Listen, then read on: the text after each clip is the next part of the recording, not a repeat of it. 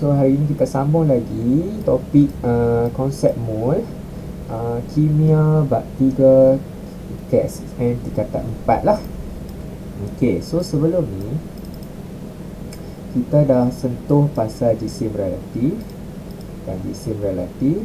Lepas tu pemalar Avogadro, nilai dia 6.02 darab 10/23.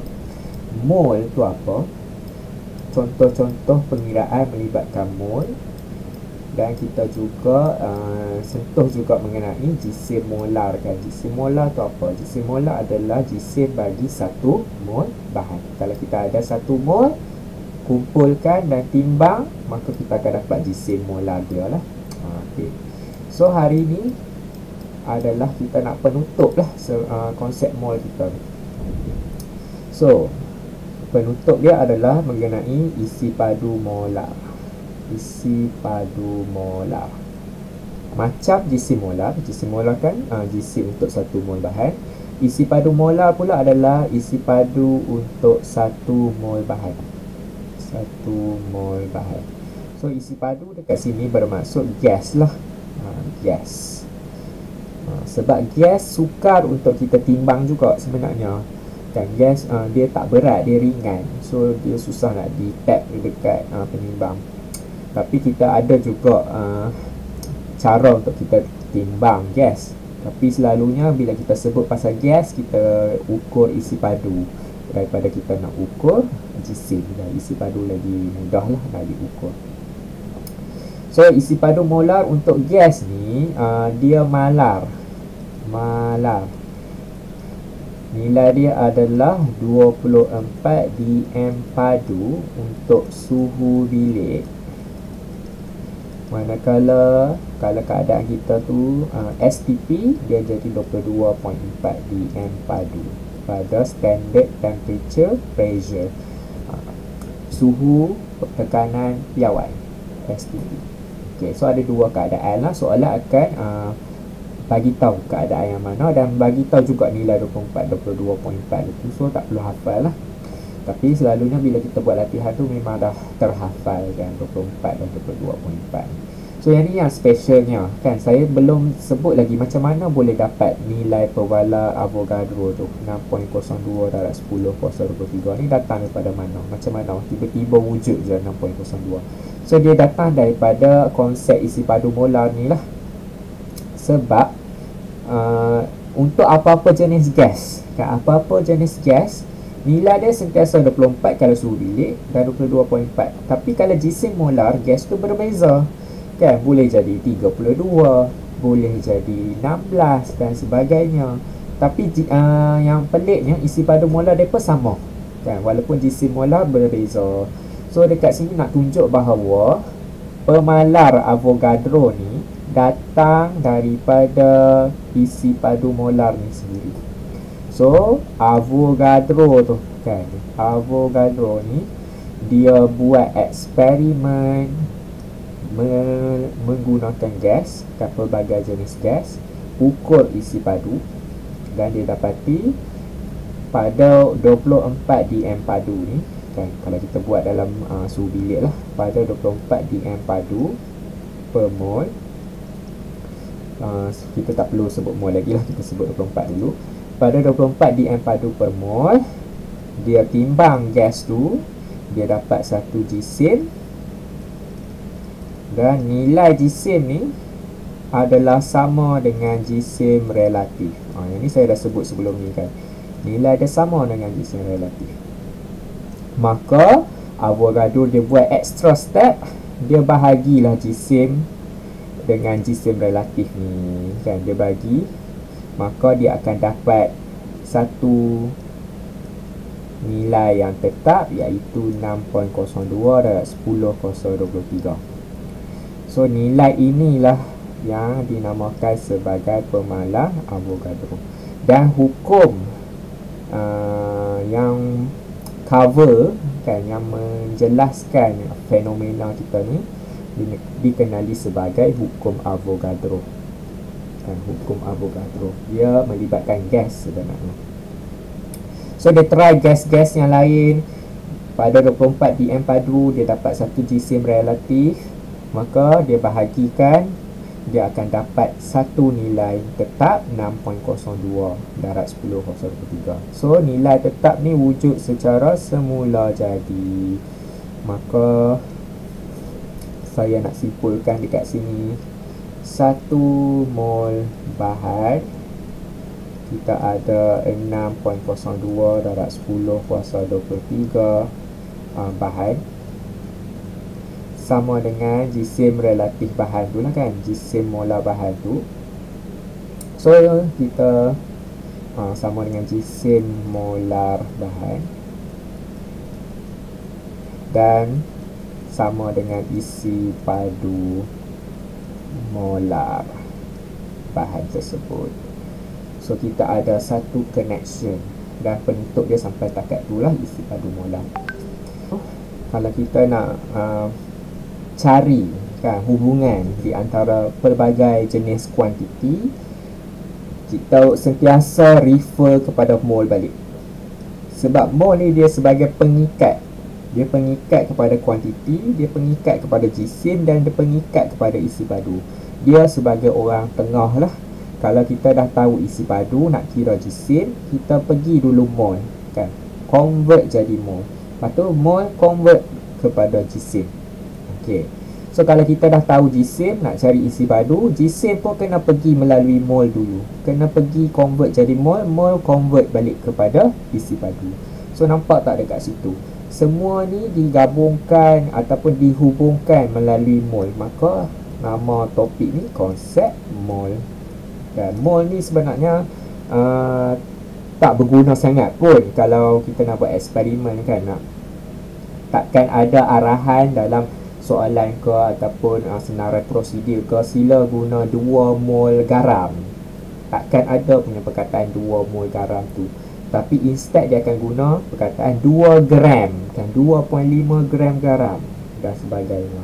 Tetapi kalau kita nak buat pengiraan yang bukan melibatkan satu unit saja, contohnya kita menggunakan pepejal pada mulanya kan, kita timbang pepejal, lepas tu pepejal tu mengalami tindak balas bertukar menjadi gas. Sekarang kita dah tak boleh nak timbang gas kan, gas tu ringan.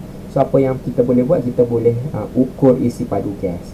So macam mana nak ukur isi padu gas tu tepat ke tak? Kita dah ukur dah kan isi padu tu, cuma kita nak tahu ukuran kita tu tepat ke tak, kita kena buat pengiraan sikit lah. So daripada jisim asal kita timbang bahan tu, kita convert jadi mol, mol convert kepada isi padu.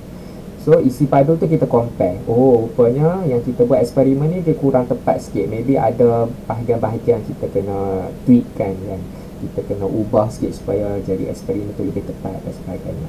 So mol ni penting untuk hubungan antara kuantiti.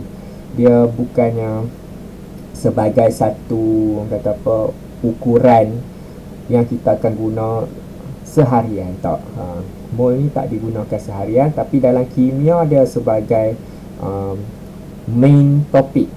Dia sebagai orang kata apa, orang tengah kita. Pentinglah mol ni.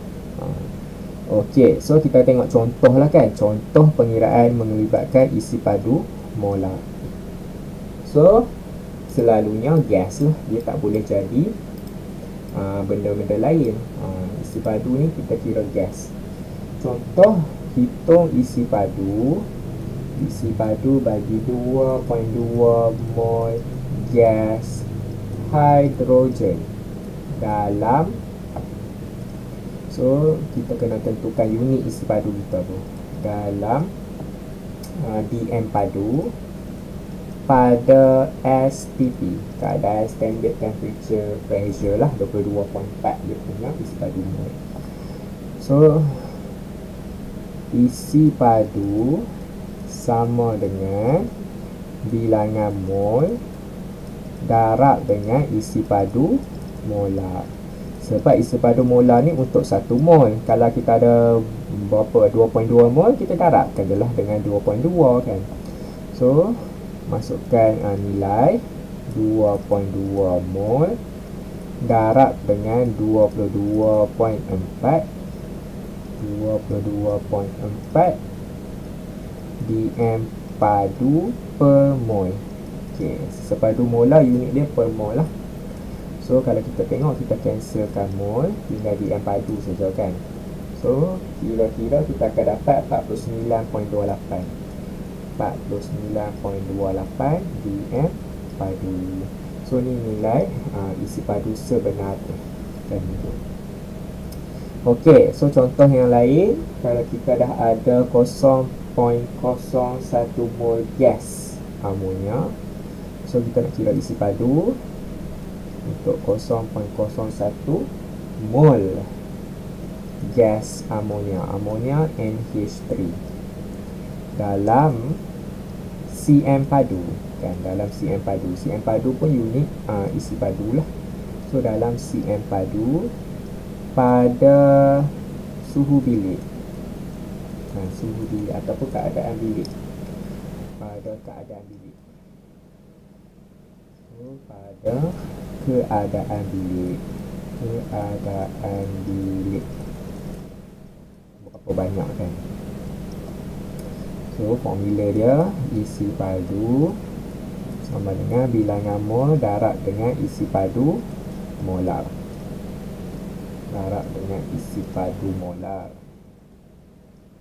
So bilangan mol kita 0.01,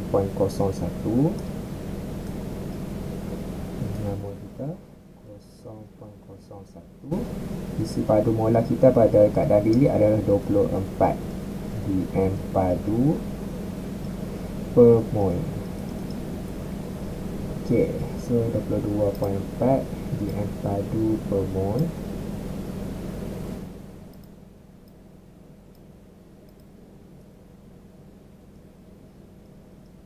Kita akan dapat 0.24 dm padu. So soalan nak dalam sentimeter padu. Macam mana nak convert? Okey, dm padu ni sebenarnya 1 liter. Dan 1 dm padu bersamaan dengan 1 liter. 1 sentimeter padu bersamaan dengan 1 mililiter. So macam mana nak convert dm kepada cm padu? Macam mana kita nak convert liter kepada mililiter lah.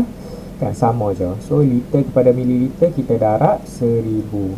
So dm padu ke sentimeter padu pun kita darab 1000.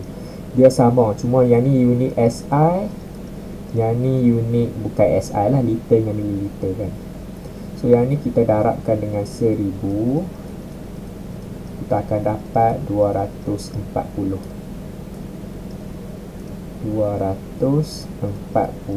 cm padu.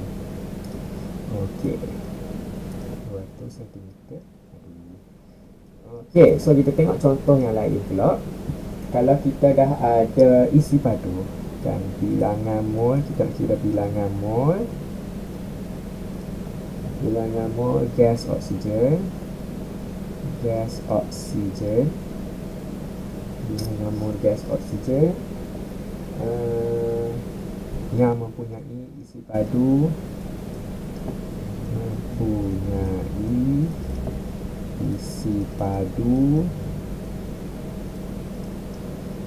600 cm padu pada keadaan bilik.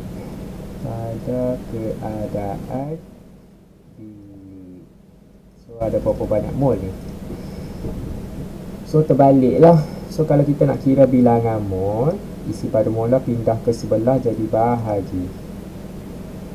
So bilangan mol sama dengan isi padu bahagi isi padu molar IN.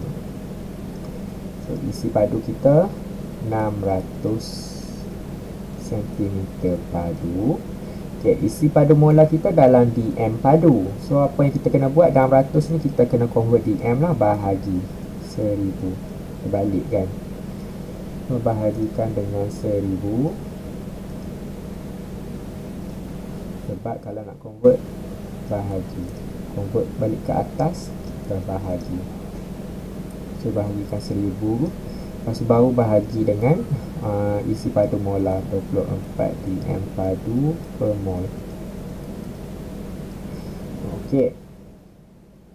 So, nanti yang ni semua akan cancel. Tinggal mol ni naik atas jadi mol biasa lah. Dapat berapa? Dapat 0.025 mol. Okey. So, formula untuk mengira bilangan mol yang seterusnya adalah inilah. Isi padu bahagi dengan isi padu molar. So, saya tak galakkan hafal. Macam biasa, nak cari nilai sebenar darab, nak cari bilangan mol bahagi. So, tekan dalam kalkulator simbol bahagi, bukan simbol pecahan. Walaupun simbol pecahan itu pun memberi jawapan yang sama, saya tak galakkan untuk buat pecahan dalam kalkulator kerana ia kemungkinan akan merumitkan ataupun memberikan jawapan yang salah. Okey, kalau kita tak cekap menggunakan kalkulator. So, nasihat saya, guna saja simbol tambah tolak darab bahagi dan kurungan dan kuasa dan punca kuasa. Itu sahaja. Pecahan, apa-apa lagi lah yang lain-lain tu dalam kalkulator saintifik, simpan untuk matematik dan pelajaran matematik. Tapi kalau kimia ni, fizik ataupun kimia, benda-benda saintifik ni tak perlulah advance sangat. Kita hanya guna tambah tolak darab bahagi yang simple-simple sahaja. Okey, so kita buat sikit summary dekat bawah untuk semua formula yang melibatkan mol. So mol N sama dengan bilangan zarah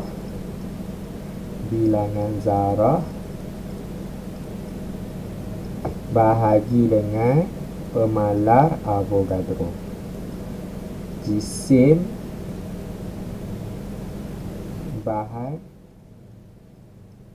bahagi dengan jisim molar. Isi padu gas bahagi dengan isi padu molar. Okey. So ingat, nak cari mol sentiasa bahagi. Nak cari bilangan sebenar darab. Okey, itu saja, sekian, terima kasih.